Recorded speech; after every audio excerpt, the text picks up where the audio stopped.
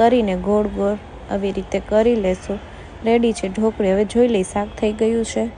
શાક થઈ ગયું છે. આપણે એમાં થોડોક રસો નાખશું, એટલે પાણી નાખશું. તેને થોડી વાર ઉકળવા દઈશું. ત્યારબાદ ઢોકળી આમાં નાખી દઈશું. તો રેડી છે આપણું ગુવાર ઢોકળી. ને હા, બટેકા પણ.